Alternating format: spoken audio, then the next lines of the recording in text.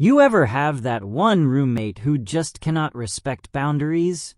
You label your food, you hide your snacks, you even leave angry notes, and somehow they still disappear.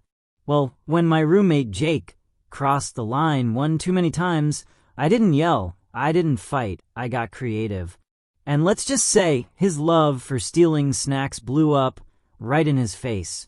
Literally, Dad, if you've ever dealt with a food thief, if you've ever dreamed of teaching someone a lesson without saying a word, hit that like button, subscribe, and stick around. Because this petty revenge story is as satisfying as a bag of flamin' hot Cheetos on a Friday night. Living with roommates is a gamble. Sometimes you find friends for life. Other times, you end up trapped with a walking headache. My roommate, Jake, was the latter. On the surface, he wasn't awful. He paid his share of the bills, did the dishes most of the time, and wasn't the type to throw wild parties. But he had one habit that drove me absolutely insane. He was a serial snack thief. Now, I'm not talking about occasionally asking, "Hey man, can I grab some chips?" No. Jake had this warped idea that anything in the apartment was community property. I'd come home after a long day, dreaming about that pint of ice cream waiting for me in the freezer, only to find the container scraped clean. I'd stash a bag of jerky in the pantry and, poof, gone by the weekend. At first, I tried subtle hints, buying 2 of everything, thinking maybe he'd take the extra. Didn't work. Then I tried sticky notes. "Please don't touch." He laughed them off. It wasn't just about the food. It was the disrespect. The feeling that my space, my little joys, didn't matter. Every time I opened a cupboard and saw something missing, it was like being told, "You don't matter. Your effort doesn't matter. I'll take what I want." Then came the week from hell. Work was brutal. Bills piled up, and all I wanted was a little comfort food. So I treated myself. Splurged on a family-sized bag of flamin' hot Cheetos. Not the regular ones.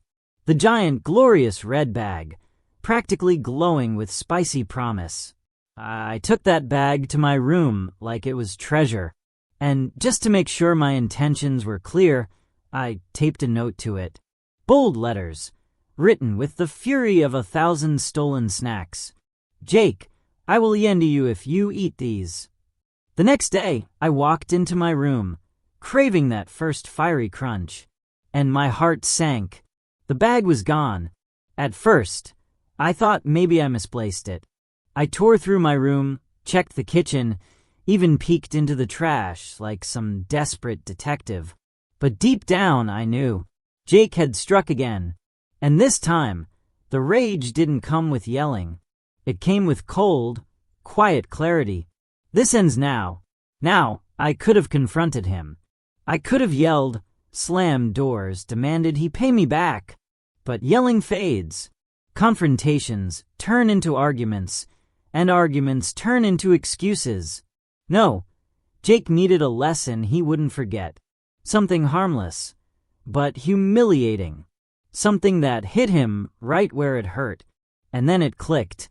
Jake had this thing about work. He had a desk job, and once he sat down for the day, he hated getting up. Everything had to be in his backpack, laptop, notes, chargers, paperwork. It was like his mobile command center. So one night, while we were hanging out, I waited for the perfect moment. He left his backpack in the corner, unzipped, wide open like an invitation. My heart pounded. My hands trembled with both nerves and excitement. This was it, the point of no return. I grabbed the giant replacement bag of Cheetos I'd bought earlier, and instead of opening it, I opened his backpack. Slowly, carefully, I poured a cascade of bright orange snacks into the bottom pocket. Not in the bag, not protected, just loose, crumbling Cheetos. Then came the finishing touch. I crushed them, pressed them down until they became fine, clingy, radioactive orange dust. The kind that stains your fingers for hours. the kind that embeds itself into fabric and refuses to leave. I zipped the bag back up, sat down on the couch, and waited. The next morning was ordinary. Jake grabbed his backpack, slung it over his shoulder, and left for work. He didn't suspect a thing. I imagined it in slow motion, him walking into his office, settling into his desk, feeling important as he prepared for his big meeting, and then reaching into that fateful pocket, the sound of his hand sinking into a pit of crushed Cheetos, the look of confusion turning into horror as orange dust coated his fingers, the tiny flakes spilling out, drifting down onto his paperwork, his keyboard, maybe even his laptop fan. And then the explosion. I didn't have to imagine long. My phone buzzed around noon with a furious text. "Dude, what did you do to my bag?" I laughed so hard I nearly cried. Turns out, he had pulled out his laptop right before a meeting with his boss. Except it didn't just come out. It came out covered in Cheeto dust, leaving a glowing orange trail across his notes and documents. His coworkers saw. His boss saw. It was chaos. And me? I sat at home, munching on a fresh bag of Cheetos, savoring every bite like victory. Jake was livid at first. He stomped around the apartment that night, waving his orange-stained backpack like evidence in court. But after the storm passed, something surprising happened. He admitted, grudgingly, that it was fair, that I'd gotten him good. And here's the kicker. Ever since that day, my snacks, safe. He hasn't touched a single bag of chips, a single pint of ice cream, a single stick of jerky. It was like the ghost of the Cheeto apocalypse haunted him every time he looked in the pantry. Petty revenge, complete. Asterisk. There's something deeply satisfying about justice that doesn't require yelling or fighting. It's the quiet kind, the kind where you outsmart someone instead of outshouting them. Jake thought he could take whatever he wanted without consequence.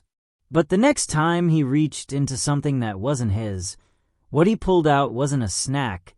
It was humiliation in front of the people he least wanted to see him look foolish. And the best part, I didn't lose my cool. I didn't lose a single ounce of energy arguing. I let the Cheetos do the talking. Asterisk.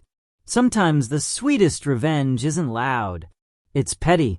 It's clever. And it leaves just enough of a mess to make sure the lesson sticks.